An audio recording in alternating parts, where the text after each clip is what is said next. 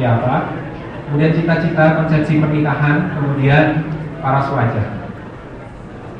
Sangat banyak kasus ikhwan akhwat yang ingin menikah dengan biodata, mempersiapkan biodatanya itu dengan seenaknya saja.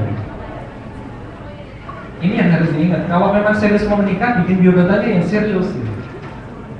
Kasih fotonya jangan 3x4 pakai jas, enggak. Kasih fotonya yang 4R gitu ya. 4R yang kelihatan ini, dan ini beda dengan macam foto di Facebook. Foto yang kayak gini kan tujuannya untuk menikah, jadi memang syar'i tujuannya. Bukan hanya untuk sekedar kita di paras wajah, kemudian kita bisa bercerita banyak. Saya tadinya pengen ngeliatin ya contoh, dia kerja di Pertamina, sekarang udah nikah, anaknya udah 2. Ketika dulu dia bikin ini tuh bagus banget. Bapak saya itu gini, orangnya sabar, dia nggak suka gini bla bla bla. Ibu saya begini. Kalau saya sendiri saya begini, saya orangnya misalnya sanguinis, gitu. Saya orangnya meledak-ledak. Nah, karenanya mungkin nanti ininya bisa diklokalisasi dan yang lain-lain. Kemudian setelah melalui biodata tentu bertanya kepada orang-orang yang terdekat atau kenalan ke siapa. Dan kalau secara biodata sudah oke, kemudian tahapan selanjutnya tentu saja bertemu dengan bertaaruf. Ya.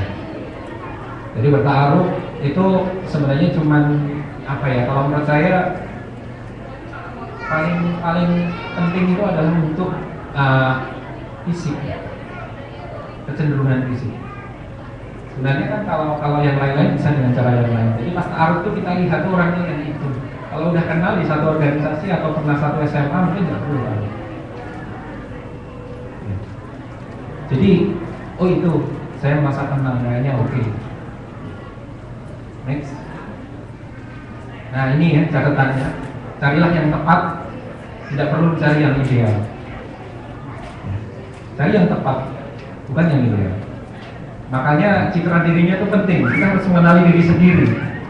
Kita itu butuh yang kayak apa, bukan saya ingin yang seperti apa, bukan. Kayak misalnya kisahnya Jabir menikah dengan seorang janda, kemudian beliau bilang kepada Rasulullah SAW, ya Rasulullah saya sudah menikah dengan gadis atau janda. Kenapa kamu nggak menikah sama gadis? Kata Rasulullah. Dia menjawab, saya punya adik-adik, saudara-saudara perempuan yang suka berantem. Nah, makanya saya mencari janda supaya dia itu lebih kuat dan bisa mendamaikan keluarga saya. Mencari yang tepat, bukan yang ideal.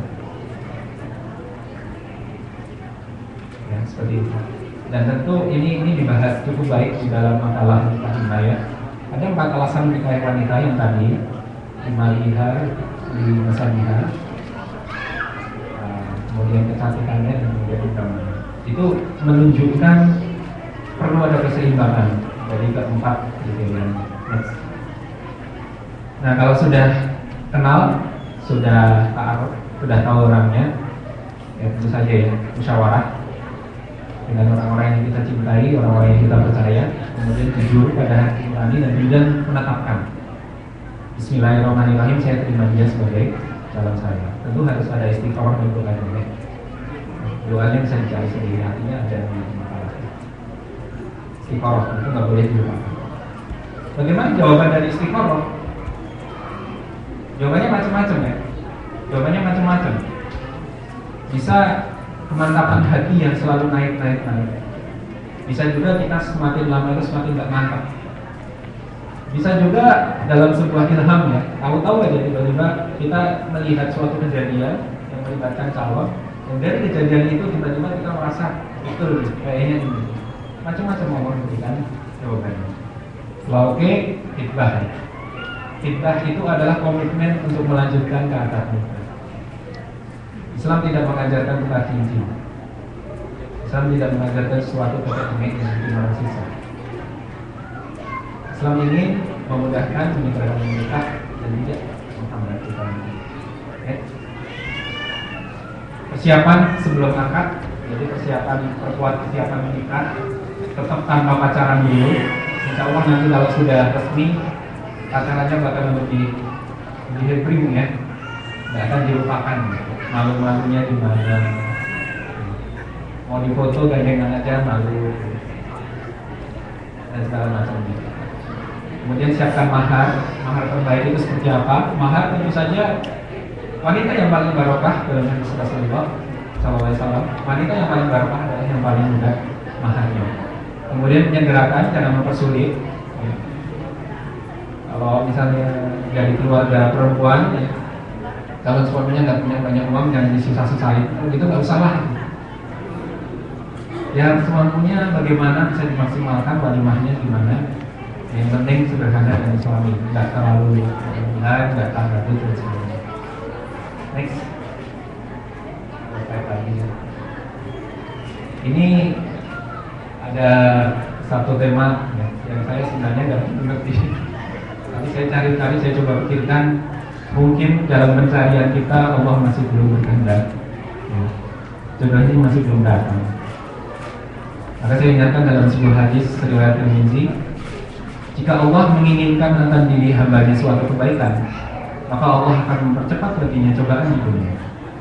Dan jika Allah menginginkan atas diri hambanya keburukan, maka dia akan menahan cobaan tersebut dengan semua dosanya hingga dia menerusnya pada hari kiamat.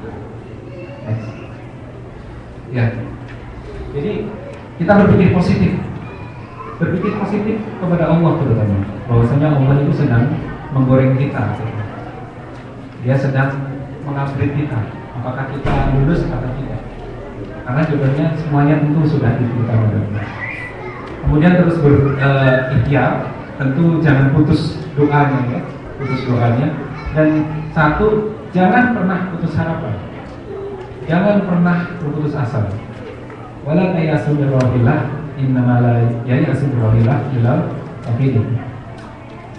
Sungguhnya tidak putus asa kecuali orang-orang yang kafir. Harapan ini harus selalu dijaga meskipun sudah menembus batas logika kita. Mungkin kita sudah ini ya, ini kayaknya udah gak mungkin nikah. Saya gak mungkin. Tapi harapan itu gak boleh putus. Nabi Zakaria bisa buka surat Maryam awal-awalnya, Zakarianya malu. Tapi Nabi Zakaria itu gak pernah putus berdoa kepada Allah, ya Allah, saya khawatir tidak punya penerus dakwah ini, maka anugerahkanlah dari sisi engkau seorang putra. Dan ternyata di film Emak Ini Naik Haji, salah satu film favorit saya, selalu terharu dalam melihat Emak Ini Naik Haji. Usianya 61 tahun, nabung dari jualan kue.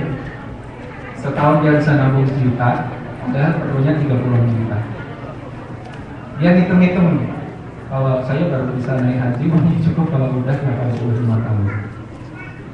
Apakah beliau berputus asa? Enggak, tetap ada. Dan Allah akhirnya menjawab kita.